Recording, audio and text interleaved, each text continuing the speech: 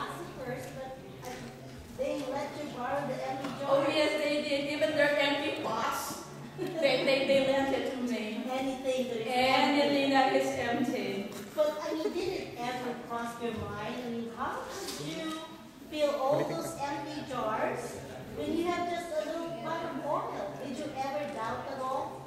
No, I did not. I did not doubt, not an inch of doubt. Otherwise, I would not have gone to the prophet Elisha.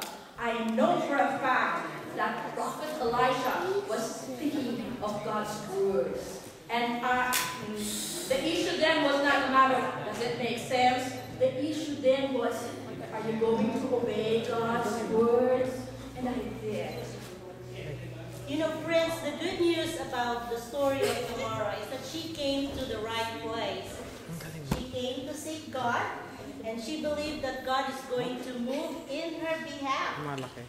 You know, it says in Psalms chapter 50, verse 15, call upon me in the day of trouble. I will deliver you, and you will honor me. So, God indeed have honored you. You have called upon Him in your time of trouble, and you were blessed. Not only you, but your two sons as well. Amen. Okay, so we have a question in the audience. I'm looking for Joyce. Joyce. Oh, Angela. Oh, I mean D'Angela. So you have a question.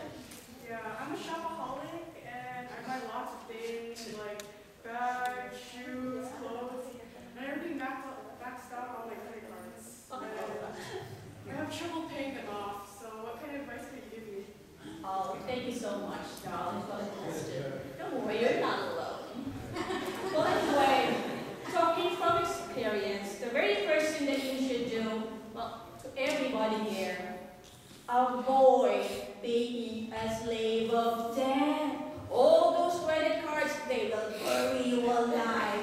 Take my word for that. And may I ask you, darling, are you married? No, you're not. Because for those of you here who are married, make sure that your husband stays alive. Oh yeah, that's what happened to me when my husband died. Well, a word of advice too, you know, a lot of us, we seek God's help. We ask Him to fill us up with the things that we need. But the truth is, we are so filled with so many things. We are so filled with so many concerns that these things distract us from our relationship with God. And you know what? Sometimes God has to remove all these things so that we can see God clearly enough. So we have to empty ourselves when we approach God, and He will surely fill us with His Spirit.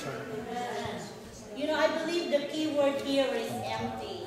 You know, this poor widow, Tamara, is in the position to receive and be filled up precisely because she is so empty.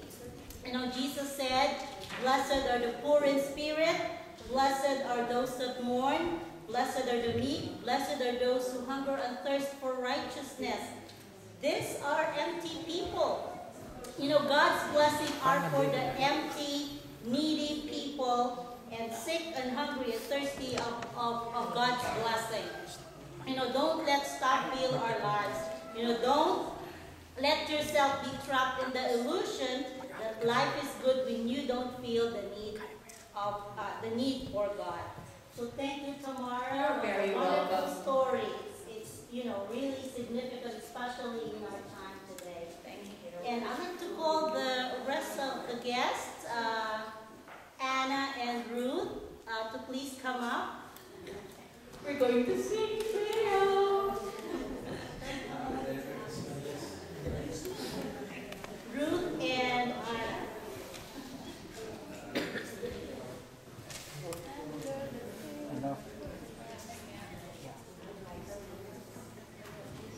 Okay, one last word of advice for our friends and our audience.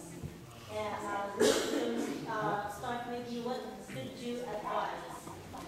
I just gotta I can only say that cast all your cares upon Him, unto the Lord, for He careth for you.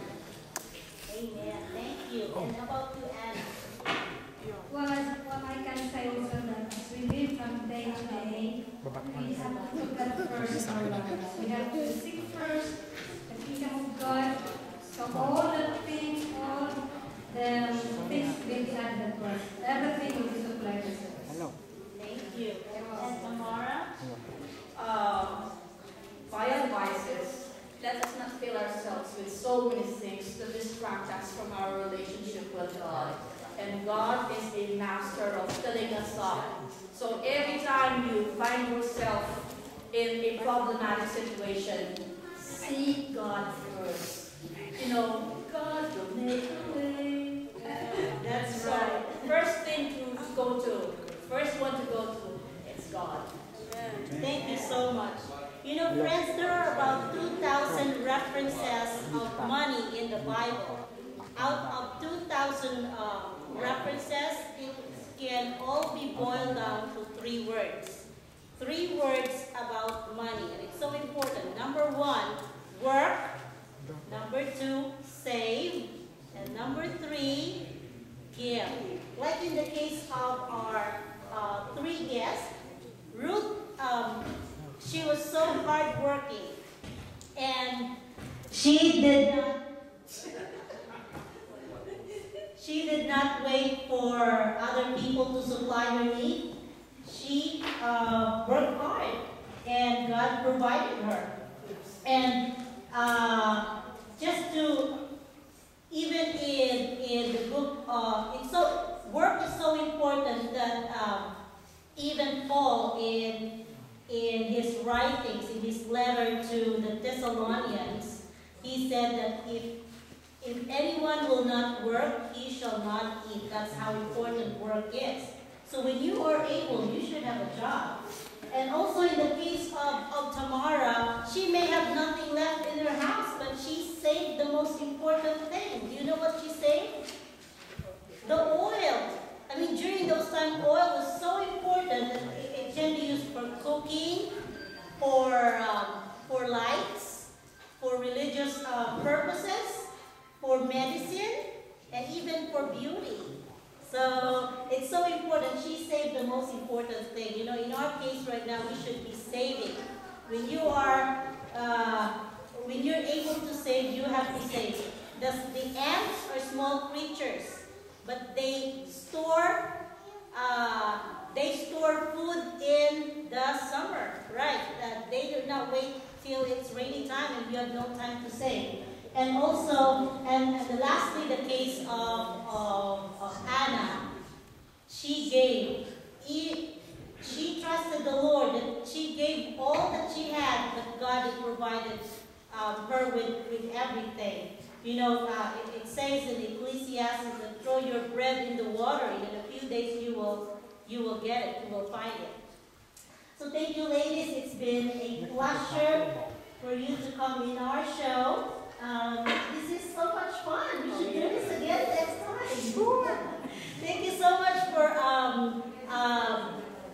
being with us. We're not finished yet. We are going to have a